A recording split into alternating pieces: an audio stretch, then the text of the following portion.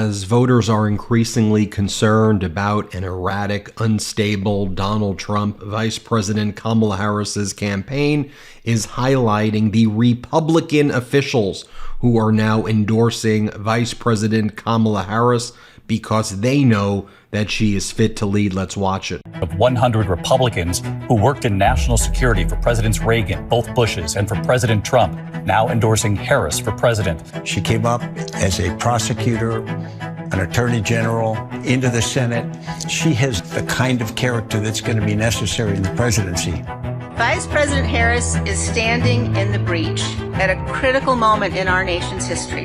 We have a shared commitment as Americans to do what's right for this country.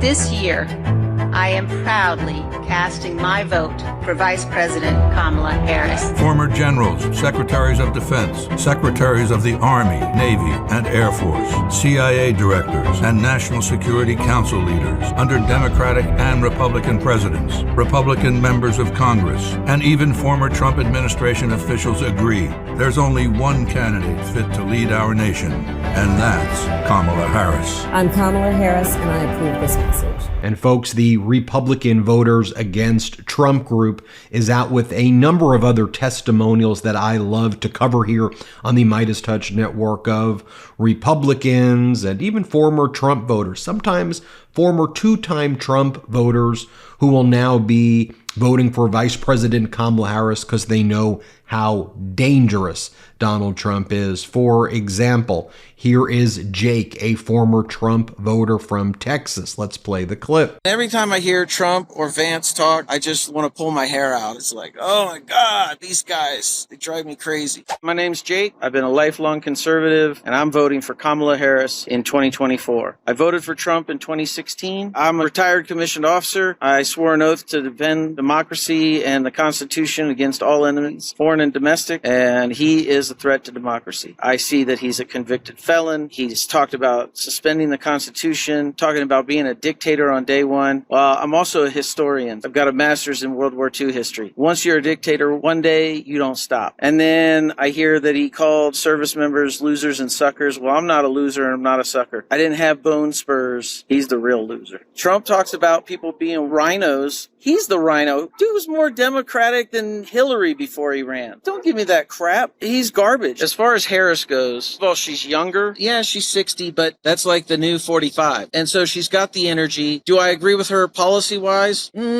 Some stuff, yes. Some stuff, no. And every time I hear Trump or Vance talk, I just want to pull my hair out. It's like, oh my God, these guys, they drive me crazy. Nothing but lies, nothing but misinformation. I'm over it. So Harris and Walz, let's go. I'm ready for them to win. Country over party any day. Here's a new ad that Republican Voters Against Trump put out highlighting the story of Matthew McCaffrey. Let's play the clip. Like, I can't go to work and mess up something and then blame my staff. Like, who does that? Well, who does that? Donald Trump does that. I voted for Donald Trump and I went to his inauguration in 2016. We tried it for 4 years. It just didn't work. And it's time to move on. Or it's going to be more of the same and the middle class is going to suffer.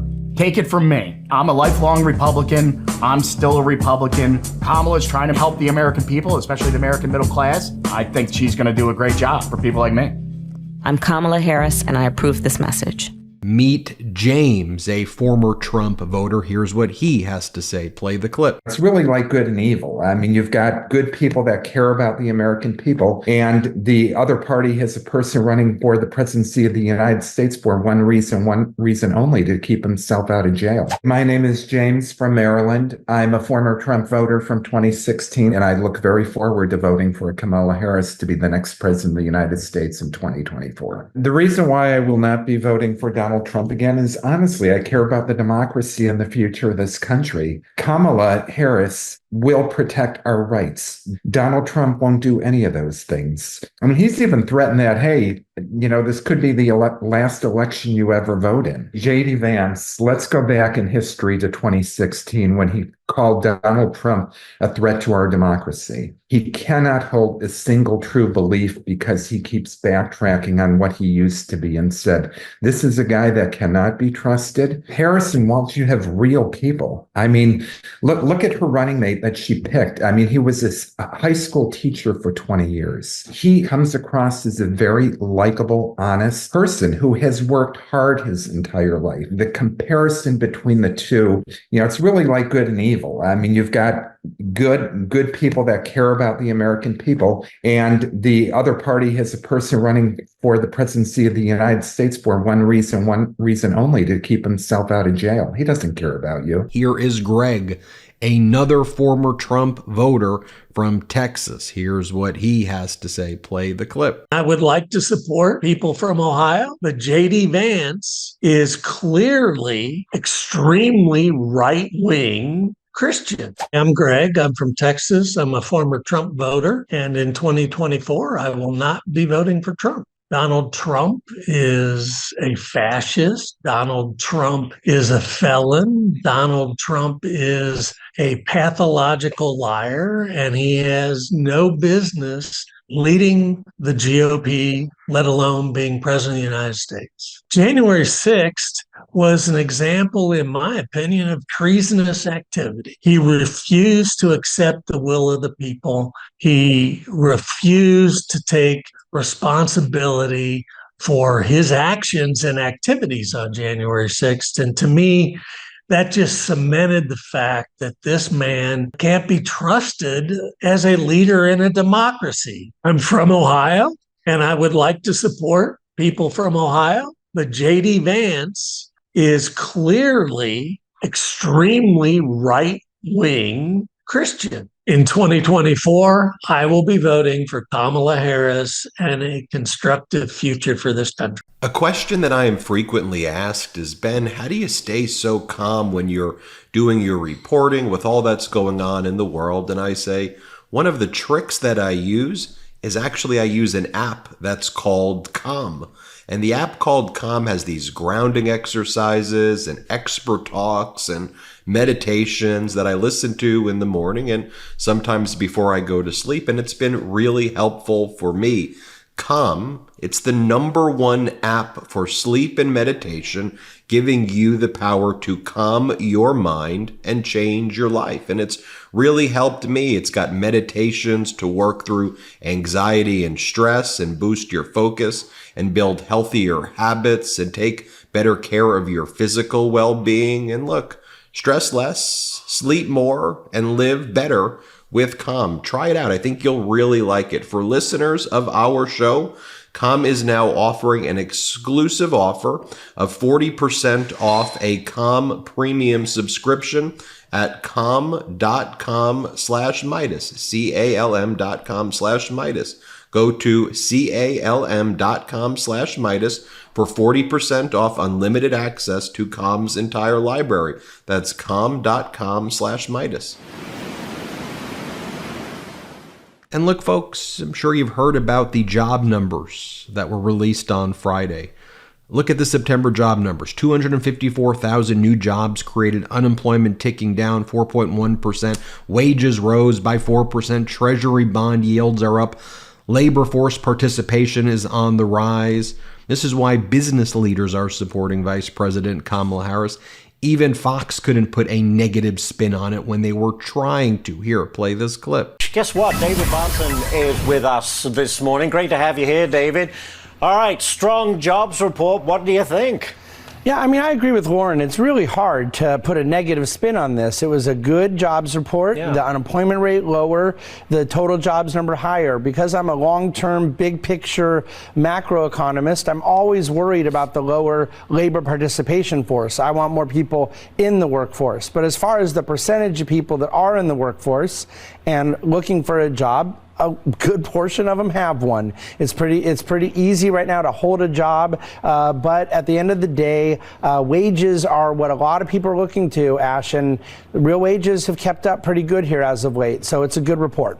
And on the other hand, while we're getting those major numbers, what do you have Donald Trump's running mate J.D. Vance saying when he's asked a very basic question if he believes the 2020 election was rigged? Here's what J.D. Vance said. Let's play it. Trump often describes the 2020 election as rigged, and he often uses the term to describe what he sees as fraud in that election. Trump said that again yesterday at a rally in Michigan. Senator, would you use that specific term rigged? You have said in the past you have concerns about election integrity in the past and going forward. And do you concur with the president that the 2020 election was rigged? Well, look,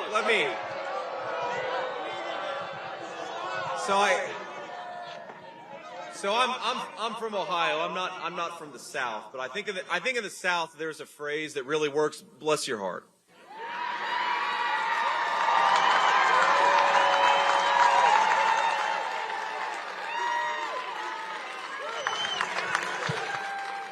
Look, man, first of all, we're focused on the future in this election and in this campaign. If you look at what President Trump says, what I say, we are focused on. So no wonder you're going to have these former Trump voters leaving him because, bless your heart, what is it? Like, our democracy should be cherished. It is so important. And enough of that nonsense right there. Let me show you another testimonial right here from Republican voters against Trump. Let's play it. I voted for Donald Trump in 2016 and 2020. Now, for the first time in my life, I'm voting for a Democrat. And the reason for that all started on January 6th when Trump tried to overthrow the government. I don't agree with everything that the Democrats want to do, but I know they don't want to overthrow the government. And it's really that simple. I believe in my democracy. I believe in my country. And it's country over party. And by the way, if you want a business leader's perspective, here's a real billionaire, Mark Cuban. Here's what he has got to say. And talking to her and talking to her team, it's not like she brings up, well, this is the Democratic Party way, or this is what the party feels. It's the exact opposite. She talks about her values. She talks about bringing the country together. She talks about the fact that, you have to come to the center if you're going to bring the country together. And I think that's what she's done. And I think that's great for all business people because, when we're a divided country, that truly is bad for business because we all have to deal with the cultures within our organization. And we have to walk that fine line where you have people who have different political views and it creates uncertainty at work. And that's just not good for any organization. So I think, at a fundamental basis, the fact that she's open, she's caring, she's direct, she's ethical, she's honest, those are things that bring people together. Finally, let me show you one more video from Republican voters against Trump. Here's their testimonial. Let's play it. The people that tore apart the Capitol had their own issues in mind, but it's almost unequivocal that they were spurred on by his rhetoric, which continues to be completely divisive. Hey, I'm Greg. I'm a former Trump voter, and I will not be voting for him in 2024. The reality that a convicted felon could be our next president is frightening on a long list of reasons. Foremost is that it sets a terrible precedent. It basically allows future convicted felons to run for office. It also basically says that the president is above the law. The thing that probably scares me the most about a second Trump term is exactly the fact that he's learned absolutely nothing. He seems to be more dangerous, more dark, more interested in personal vendettas. And it almost seems like 4 more years of Trump will be more about settling scores and less about furthering the American economy, making America better for us and for people around the world. It's pretty alarming that he seems more interested in settling scores and personal vendettas, and that seems to be his main mission. He's still doing it on the campaign trail. Rather than talk about issues, he'd rather attack Kamala and Waltz and just race, gender. It's just wild. The reality is that January 6th, it feels dystopian. I think it's almost impossible to not blame Donald Trump for the violence that happened. Certainly, the people that tore apart the Capitol had their own issues in mind, but it's almost unequivocal that they were spurred on by his rhetoric, which continues to be completely divisive, blistering, forceful, anti-American, anti-patriotic, and democratic, etc. So, yeah, pretty terrible. When you have all of that, then you have Donald Trump being asked, jobs are up, stock market's up. Do you acknowledge that this is good? Donald Trump's like, no, I don't. Play it. You talk about the economy a lot out on the campaign trail. It's a very important issue to do with your voters as well. Jobs are up, the stock market hit that all-time high. Do you acknowledge that the economy is improving? No, it's not. There you have it, folks. Hit subscribe. Let's get to 4 million subscribers together. Thanks for watching. Real quick, Meta just changed their algorithm to suppress political content. Please follow our Instagram @MeidasTouch right now as we head towards 400,000 followers so you don't miss a beat.